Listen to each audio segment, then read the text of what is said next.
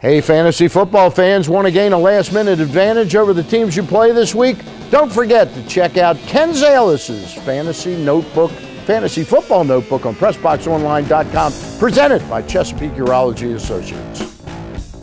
And welcome back to Inside PressBox. I want to remind everyone about our second Thursday luncheon coming up on December 13th at Padonia Station. This month, our guest speaker will be Orioles General Manager Dan Duquette. So make your reservations early. Go to PressBoxOnline.com right now for all the details.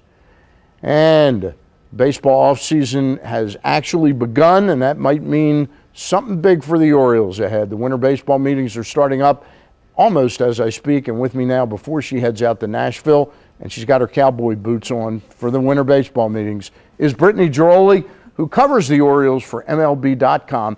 And Brittany, a question for you before we talk Orioles is, I don't think a lot of people quite understand. They think Brittany Ghiroli she works for the Orioles.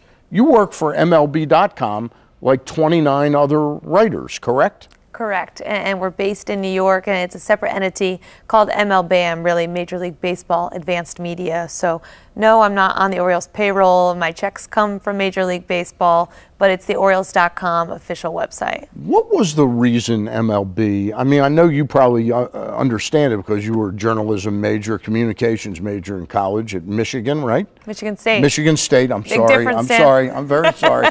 Who is up at the half right now. I understand. I understand. But tell us why MLB decided to carve out this niche for themselves, or more than a niche, this huge marketplace for themselves.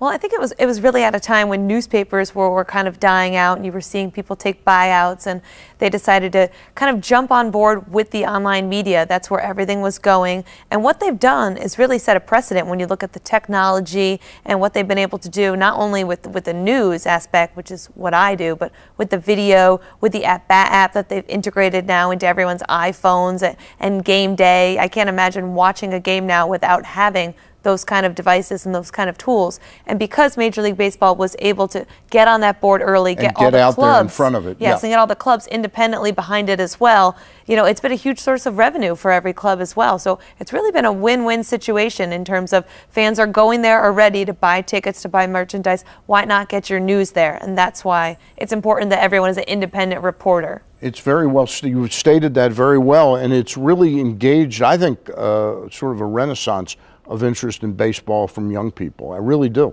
Because Absolutely. The technology is with the younger people. Right. It's cool and hip to be kind of following the game on your iPhone. And you've been in the locker rooms. The players are all looking at it as well. They're all checking it out on their iPads and on Twitter and things like that. And it's really exploded, the whole social media platform. And what MLB.com has done has really integrated all that and kind of gotten to the forefront of everything that's been changing and evolving kind of as we speak. Before our eyes, it just keeps getting bigger and quicker, and I don't know what's next after Twitter. I kind of shudder to think about it. I can't think about that either because I don't quite get Twitter yet.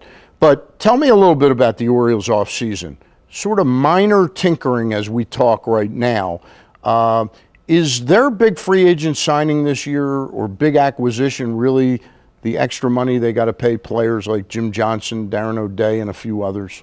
I think it is. When you look at this team and you look at the way it's situated and the money they owe guys like Nick Markakis, Brian Roberts, Adam Jones, J.J. Hardy, and the decision forthcoming on Mark Reynolds, which is a sizable amount as well. When you look at all that and then you factor in those 14 arbitration-eligible guys, you're looking at a sum about $85 million. Now, that's more than what they had last year for last year's opening day payroll. So when you're looking at the Josh Hamiltons, the Zach Greinke's, and things like that, the Orioles, if they were to even find the money to commit the extra payroll, if they got the okay from owner Peter Angelos, they would be handicapped for years for those kinds of deals. So you're going to see moves like you saw made today. They got Danny Valencia, who was basically going to get released from the Red Sox. They had designated him a few days ago. They picked up 4 independent league pitchers. You're going to see these tiny incremental moves similar to kind of the Nate McLouth move from last year. Nobody really batted an eyelash when Nate McLouth was released by the Pirates. The Orioles picked him up. Well, we all know how that story went. So these are the kind of moves I think you're going to see from Dan Duquette. And it's funny because manager Buck Showalter, who I was on the phone with at the time of that blockbuster trade for Toronto, he said, you know, just keep letting them do that. We're going to be the little engine that could. And I think that's kind of the mantra in the organization. Of the team right now. This week in Nashville, as you're there, Will we see any surprises? I mean, could they make a sort of an end run for a Billy Butler or be the surprise team on a guy like Mike Napoli? Or you don't see anything that size happening? I think Billy Butler is a name who's come up. He's a guy they've checked into, Josh Wilmingham as well. When you look at surprises, I do think, Stan, it's going to be, if it's going to be a big move, it's going to have to be through a trade. I don't think they're going to commit that kind of payroll. I don't think Dan Duquette and Showalter seem like the kind of guys who are going to commit the big money and overpay, because most of the time we're seeing guys get overpaid on the free agent market. That is why teams are trying to avoid that. They're trying to build up the system, which is what the Orioles are trying to do here. So I do think they could make a run and get a guy through trades that we all go, oh, God. But again, the Jason Hamill trade was another trade where we all kind of, it was kind of a low-key trade. Shrugged our shoulders and, maybe scratched our heads a little bit, and look how well that turned out. So I think that's really Dan Duquette's style. All right. I appreciate your coming in. I try and get you all during the summer, but your nights are taken. They are. All right. Thanks for coming in. Thanks, Have a good time in Nashville, Tennessee. We'll be right back with more Ravens talk after the break. Stay tuned.